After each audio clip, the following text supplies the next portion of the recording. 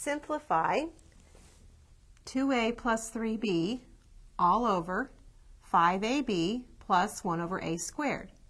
This type of rational expression that contains rational expressions in the numerator and denominator is a complex rational expression. There are a couple ways of simplifying these. One way is to multiply in such a way that we clear all of these denominators. The denominators are a, b, and a squared.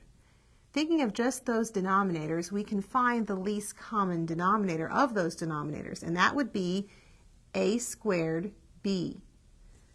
So we can multiply by 1, multiplying the numerator by a squared b and the denominator by a squared b.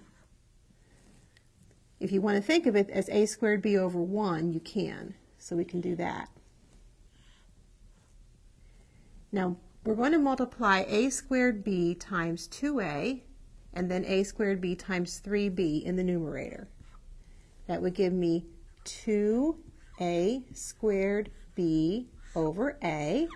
That's multiplying 2 over a times this, plus 3a squared b over b. In the denominator, I would have 5a squared b over ab plus, multiplying 1 times this, I would have a squared b, and the denominator would be a squared times 1, or just a squared. Now what that has done for me is I can now simplify each of these 4 rational expressions in such a way there'll be no denominator left. 2a squared b over a is simply 2ab. That's canceling an a and an a. Here we can cancel the b's and we'll be left with 3a squared.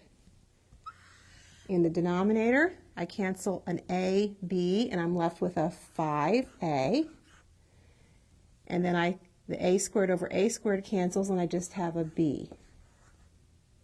At this point, I've cleared the fractions. The only thing that would be left to do would be to factor. In the numerator, I can factor out a common factor of a. So that's a times 2b plus 3a all over 5a plus b. And since there are no factors in common, I can't simplify. This would be the simplified form of the expression.